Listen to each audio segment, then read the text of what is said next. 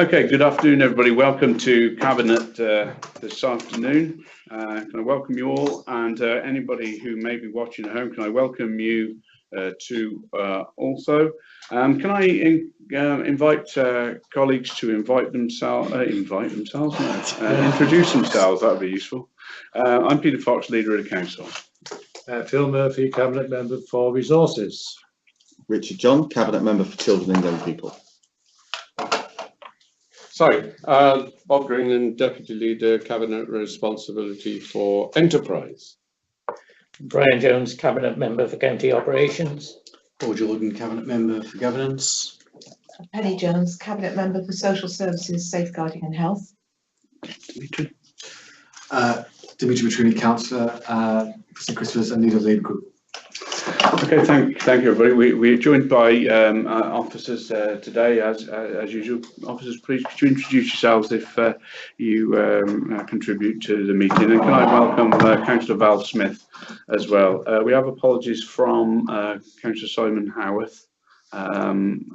Sarah Jones is going to be joining us in a few minutes. She's just finishing off an important call. So we'll move on to the rest of the agenda. So any declarations of interest at this point? That goes for any member. Okay, if you find one, as usual, please declare it verbally and fill in the appropriate pro forma, and I'll take them as and when they arise, if they do. Okay, the two major issues today. Clearly the big item on today's agenda, though, is the revenue and capital budget, and I'm going to invite Councillor Phil Murphy to introduce this. So over to you, Phil. Yeah, thank you, Leader. And I think it's probably better at this stage to concentrate on the differences between the original consultation document and the position we're in now, and that's along the theme that we presented to an all-member scrutiny session yesterday. Members will be aware that at the time of going out for consultation, we had the provisional settlement with a 1% cut in Welsh Government funding, grants realigned and strong pressures within the authority. We've taken some £23 million out of the budget over the last 5 years, and despite being the worst funded authority and with the gap widening, we are still delivering frontline services, unlike some other authorities, albeit in new and innovative ways. The final settlement, although the cut was reduced to 0.5%, came with additional pressures and responsibilities. Not least of these was the increased pay award, which added some 1.3 million to the gap. And the month 7 outturn report identified 1.6 million of hardcore pressures within the existing year. As a result, we were faced with having to find a further £3 million worth of savings. Some 18 officers were taxed to find these savings over a period of a few weeks, and I wish to thank them for the effort that was put in to identify those savings. It was a Herculean job. Whilst a lot of the savings are within existing budgets, and this will be managed out, the report shows comparisons with the consultation report. Cabinet made a statement that there will be no charge for parking for blue badge holders. This came under review in this process. The Cabinet has held its position on that, so no charge will be imposed. Cabinet also stated that the charge for the childcare element of before school provision would not be progressed. This, however, has not been possible. However, in view of the increase in school meals from £2.10p to £2.45, the charge will be £1 instead of the £2 proposed by officers. And this is the charge per session, of course. On the subject of schools, Cabinet has decided to maintain funding as in the previous 2 years. However, in these years, additional pressures were passed on. This year, an extra 500,000 has been allocated to schools to enable them to meet such costs as the pay award and exam fees, etc. In addition, we will be allocating an extra 400,000 to King Henry in Abergavenny and Chepstow secondary schools it'll be half each, 200,000 each, for them to enhance their IT provision to the same level as Caldicot and Monmouth, so that all pupils in Monmouthshire enjoy the same facilities. In a recent consultation with school pupils, we asked the question, what is important to you? The building with its improved IT or existing buildings with enhanced IT? There was a strong case for the latter, although the majority still valued the buildings as well. Adult services still pose considerable pressures, and the extra funding in the original consultation will remain. So will the extra 300,000 for the disabled facility grants, matching last year's 900,000 provision. There was also a review of waste services in the light of the reduction in grants and other pressures. It was proposed that Troy and Usk transfer stations should close on 2 days per week, and that all facilities should operate on reduced hours, 1 hour at the start and end of each day. Cabinet decided not to go with the 2 closures, but will support the reduced hours. Leader have tried to bring out the main changes, particularly those affecting the public directly, that differ from the original report, as I said at the beginning. Council tax will be set on, well, it says here the 1st of March, but unfortunately, because due to the snow, we've had to now make that next Tuesday morning. And the recommendation is still that it increases by 4.95%. Okay. Well, thank you, Phil. I think it's right to focus on those significant changes and additional pressures. Can I add to your thanks, my thanks to officers, and I think your terminology, a Herculean task, is absolutely it, because you know, we were faced with an additional £3 million worth of pressures which we needed to find a way forward on before we can set the budget, and the budget has to be set by I believe March the 10th. Hence the need for the meeting next week. We can't leave that any longer, but there's a huge amount of effort gone in, and I do thank officers for the work, and it was a massive team, as you said, working on these. Can I thank you also for the way you do every year of helping us understand the budget, helping the wider community understand the budget. We're constantly trying to find new and different and better ways to engage. It's never perfect, but we're trying hard, and I think the responses to the consultation, which were appended to the report, give an insight into that. And so I think people value the clear way in which you articulate the situation we're in, and it is a difficult situation. I think you shared yesterday at the joint select how Monmouthshire, you know, is constantly the lowest funded. We know that's no point keep harping on too much about that, but the reality is we get 62%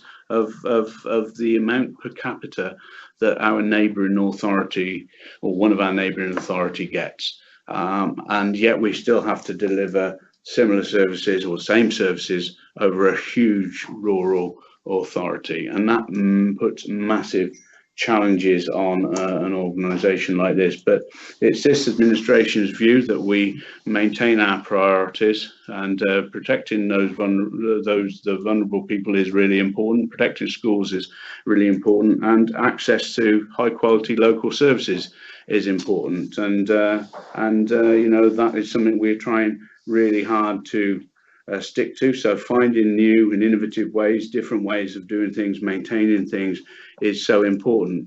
We've said this again and again, year on year, that if we let something go, it might be really hard to put it back, and once it's gone, it's gone.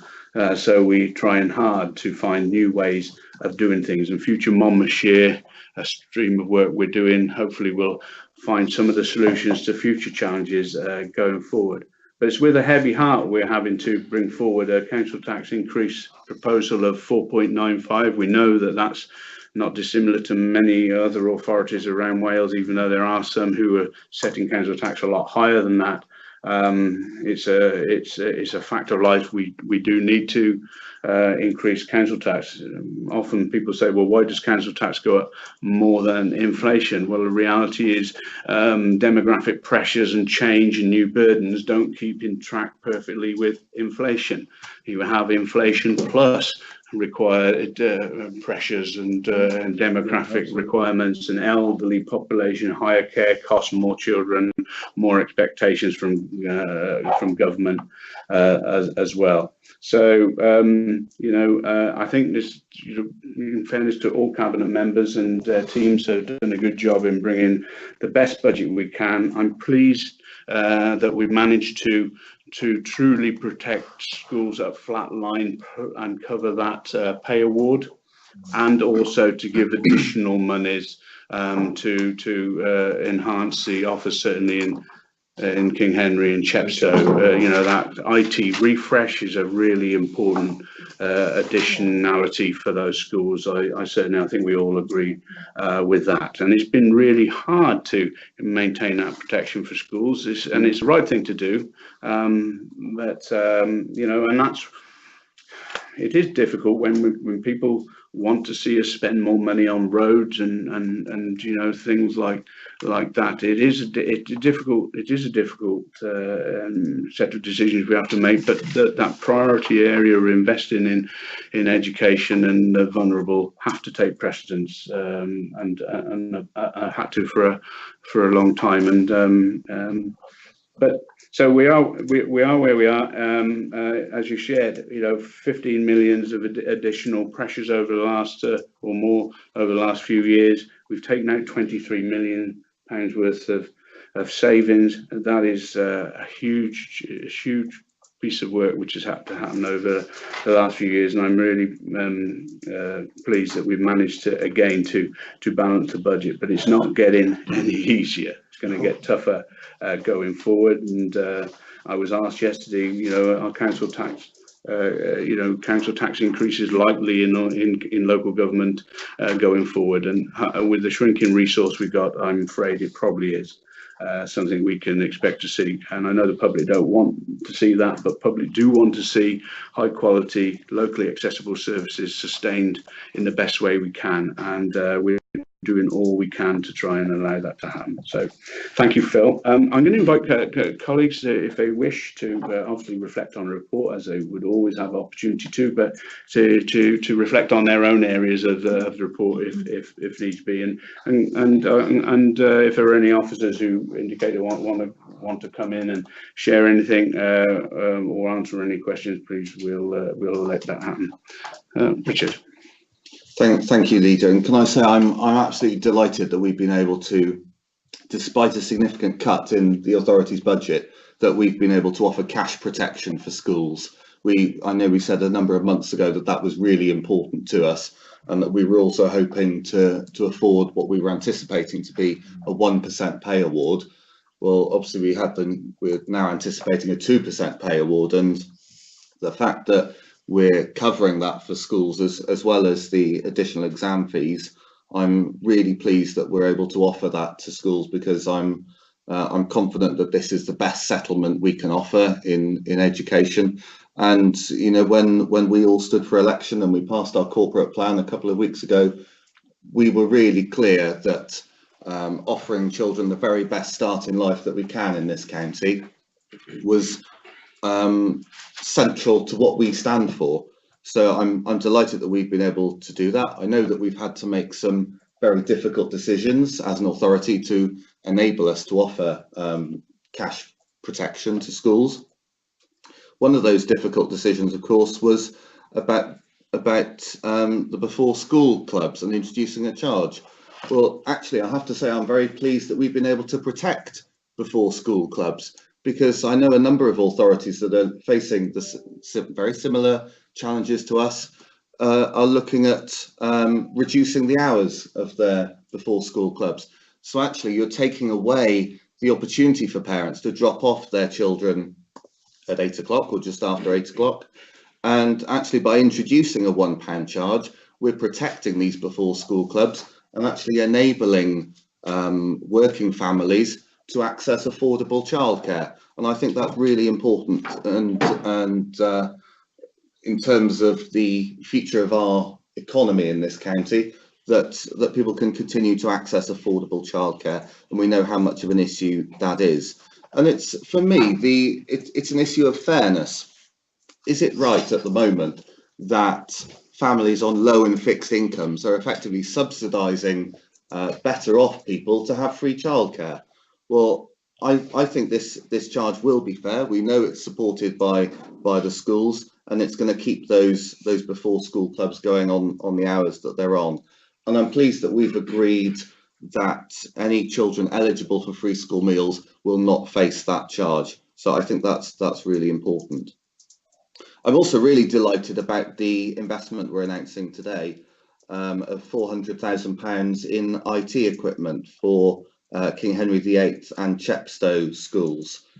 We know that the other two secondary schools in the county, Monmouth and Caldecott, have received a significant investment in IT as part of the £90 million redevelopment of the two sites. And I think it's only fair that while we look forward to the redevelopment of King Henry VIII and Chepstow schools, that students can begin to benefit from improved modern technology now. So with computer literacy, coding and robotics becoming increasingly valuable skills in the jobs market, I'm sure that this investment will help teachers deliver the modern, the new curriculum. So it'll be a matter for the schools as to how they spend this money. Of course, it's not for us to micromanage schools, but I'm confident that they will ensure it delivers maximum benefit for their students. So I'm very confident that we're offering the best possible deal we can to schools in the county. We recognise that there will continue to be challenges for them, and we'll do everything we can working with schools, with the EAS and others to continue the drive to raise standards, considering these significant financial pressures which are going to continue. But I'm confident and grateful to colleagues that we're doing all we can to support schools in offering that very best start in life to young people in Monmouthshire. Yeah, thank you, Richard. Totally agree with all of that. Colleagues, anybody wish to talk? Bob? Yeah, really, Leader, to first of all congratulate officers on a sterling piece of work that has been done, particularly since Christmas, in getting us to this position, but also to recognise that this can't go on year and year unless we make some real differences in trying to, I suppose it's all around the demographics of the county. Our ageing population is getting more, and our working population is getting less. Unless we can begin to rebalance that, we are going to have huge problems as a county going forward. We must bring more economic development into the town. Into the county. We must bring more jobs and more opportunities for young people to remain here in Monmouthshire. That's what the Enterprise Directorate is looking to do, has been working on, and we will continue to work on that in the future to try and make sure that into the medium term, Monmouthshire is a prosperous county where we have a good mix of people of all ages. Yeah, thank you, Bob. Colleagues? Penny? Thank you, Chair. Just to say that I too thank all the officers for all the work that they've done, and to also recognise that you can't please everybody all the time. Social services requires, special measures, and we realise that there are exceptional pressures with looked after children and the numbers that are increasing year by year. So, it's with that in mind that we particularly are grateful to the officers that, we haven't any severe implications from this budget. Having said that, the Adult Disability Service has been revamped, and efficiency savings have been put into place, but without much change to the actual service users. And I think that's very important, that anything that has been done, the service user has always been kept in mind as the most important place. Yeah. So I would just like to say, yeah, basically, thank you. There are some things, increasing Meals on Wheels, that we, we will have come back on, but really, I think we could be very grateful for what we've got, so thank you. Yeah, thank you, Penny. I think it's worth reminding certainly people looking at it. Sometimes when you might see monies or resources removed from a service, doesn't mean to say the service is diminishing. No. It may be that you're just doing things in a different way. And sadly, too often the mindset is around, oh, if you put more money, it must mean more. Or if you take money out, it must mean less. That clearly, I think we've demonstrated in this organisation time and time again where that isn't the case. But we've constantly got to strive to do things in different and better ways. Chair, the streamlining of the adult disability services exemplifies that. Yeah. But we have done things without too many changes, so and hopefully people will not be too adversely affected. And the same with the introduction of direct payments, which is something else, of course, but people will complain about it and have complained in some areas, but others have praised it because it gives more freedom of choice. So what pleases some people doesn't please others always. So, but it is a step forward, streamlining and efficiency. And I think that's what this council has done so well. Okay. So quick word, yes. We've clearly got limited resources and we have to make decisions. What I'm pleased about is that we have striven to protect education and the vulnerable. But what I'm particularly pleased about is effectively the levelling of the playing field so far as IT is concerned for King Henry School in Abergavenny and in Chepstow, so that all the students within the County of Monmouthshire have the opportunity to take advantage of the best in technology. Yeah, no, absolutely right. And I think it's worth reiterating too that commitment to the DFG. That's permanently in now, 300k on top to create a 900k. I wouldn't use the word permanently, but we're doing it every year, and it would be nice to think that we could continue to do that. But at the moment, it's certainly in for 18-19. So we're addressing the need, and that's the key thing. Officers, you've had obviously you've had the major part in setting this budget. Is there anything you need to share or would like to add at this point? I think everything is set out very comprehensively in the reports, but we're happy to take questions. Okay, Mark?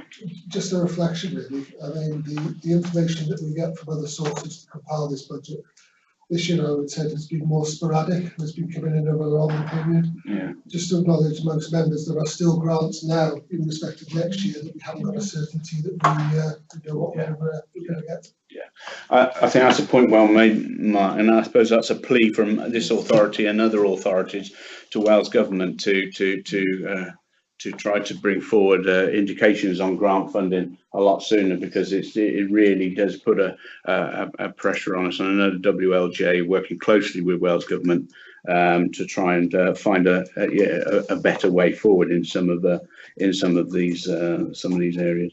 Are there any questions for officers? Okay. Well, we're also going to be having a further, we'll have a further big debate on the budget at the full council, scheduled for next Tuesday morning, which will obviously is there to set the council tax, but it always leads us into the wider debate on the budget. So I'll take us to the recommendations here for today, and the recommendations, and I'll work through these. I better have to work through them all. There's quite a lot here, but for people who may be watching at home, it's important that they understand what we are recommending to council. So recommendations 2.1, that Cabinet considers the responses to the consultation and recommends to council the 2018-19 revenue budget that is attached in Appendix 1. For anybody watching, these papers are available on the council website. And the second point, that the 2018-19 to 21-22 capital programme as attached in Appendix J1 is also recommended to council. 2.2, that Cabinet endorses a forward recommendation to council to changes in the capital programme highlighted in paragraph 317 below, and specifically to allow a contribution of 1.487 million to be paid from existing capital programme before the end of 2017-18. That 4.95% increase in the Band D equivalent council tax for the county continues to be used as the planning assumption in the budget model and to apply for county purposes in 2018-19. That Cabinet approves redirection of earmarked reserves funding from the Treasury Equalisation Reserve to the Priority Investment Reserve of 155,000 to enable future priorities. And 2.5, that Cabinet approves the necessary savings proposals, notes the movements anticipated in respect of earmarked reserves during the year, culminating in a forecast earmarked reserve balance of £4.95 million by the end of 2018-19. 2.6, that the Cabinet recommends Council to dispose of assets identified in the exempt background paper at best value. 2.7, that Cabinet considers the responsible financial officer's report on the robustness of the budget process and the adequacy of reserves issued under the provisions of the Local Government Act 2003. And 2.8, that Cabinet adopts the responsible financial officer's report on prudential indicators. And finally, that the Cabinet approves the following: further work is undertaken to develop a balanced medium-term financial plan over the 3-year period from 2019-20 to 2021-22. With regular review of the medium-term financial plan to ensure it remains up to date. Those are the recommendations. Peter, just remiss of me to reflect on your financial officer's report. We're comfortable with what you've said. You're clearly comfortable with the position of the council. Nothing you need to add, or anything you want to add on that? Yeah, I mean, it's all reflected within the responsible financial officer opinion, and that I guess covers two fundamental parts. One is with regards to the budget process itself and identifying the risks inherent therein.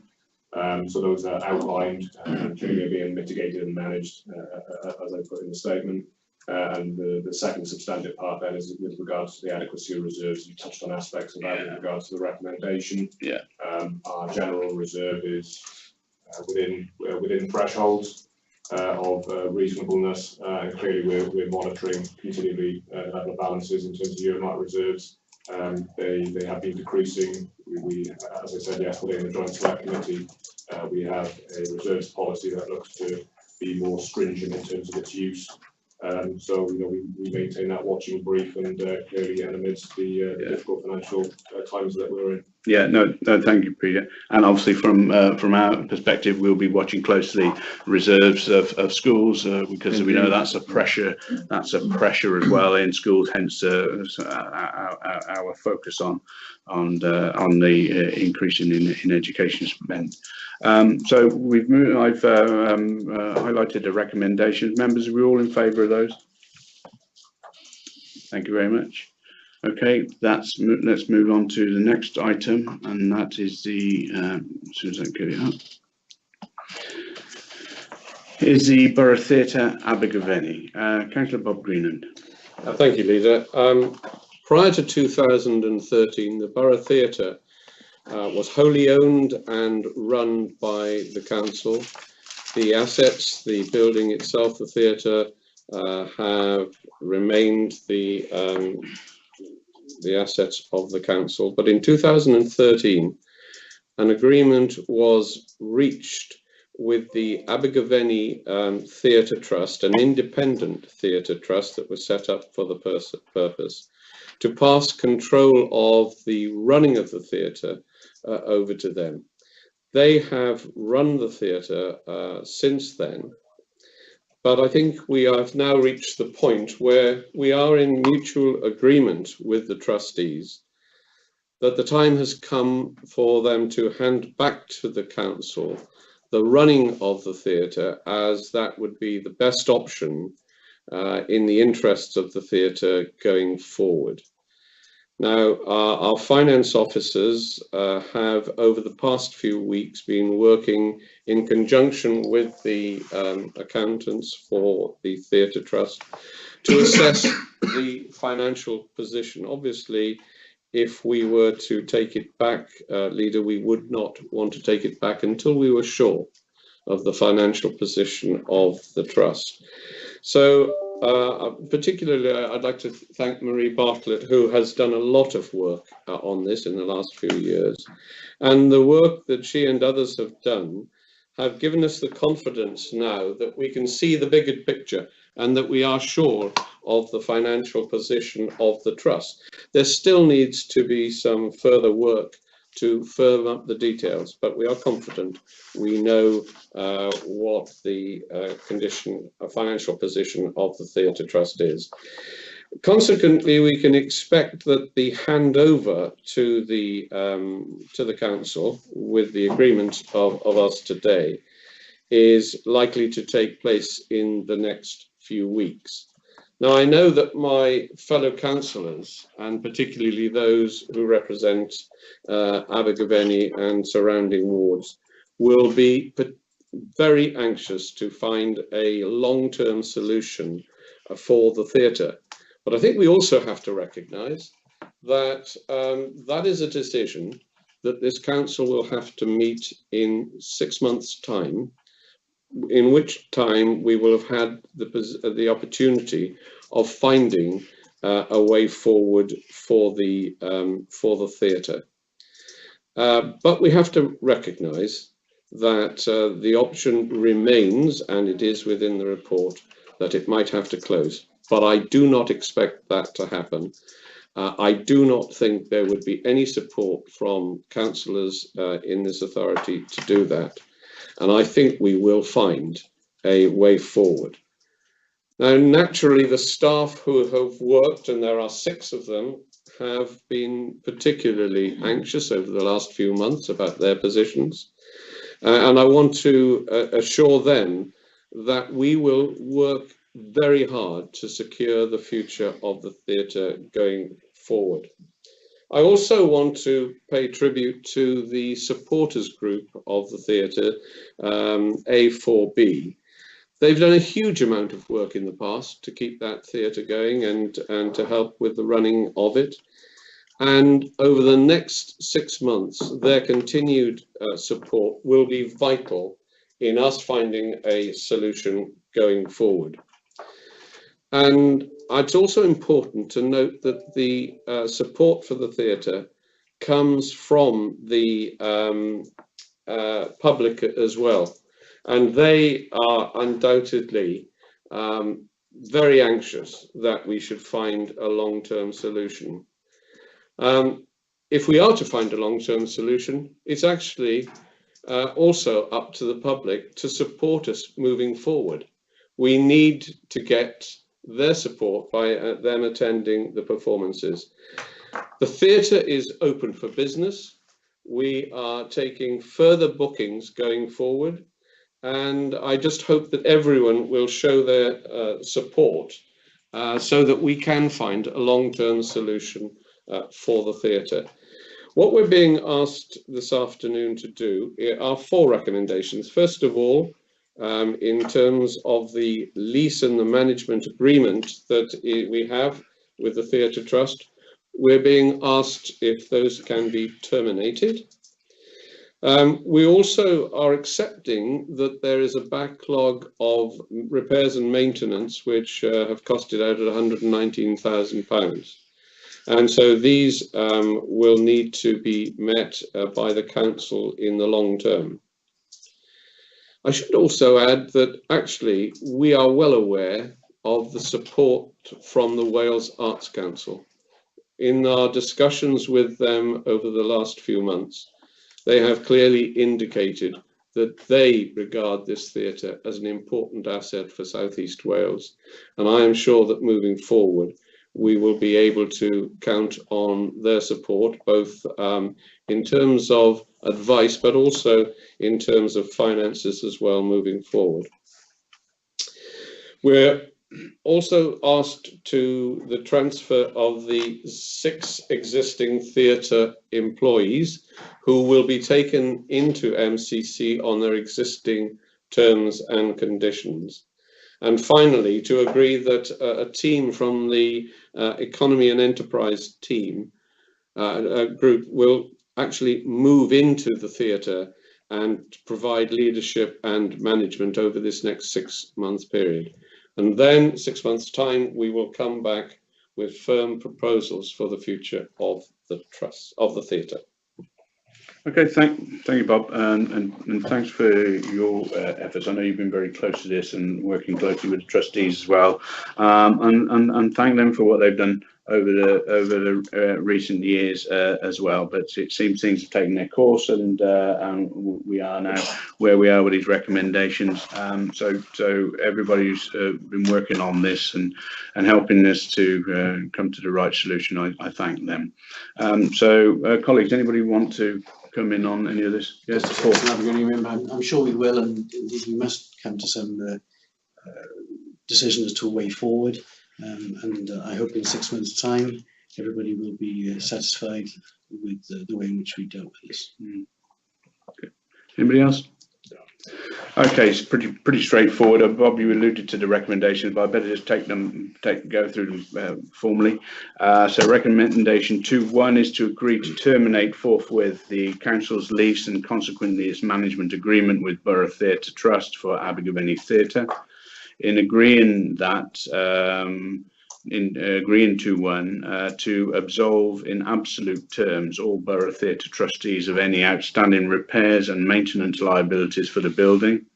These are estimated to be £119,611 and will fall to the council if a viable model for the theatre beyond the initial 6-month period is arrived at.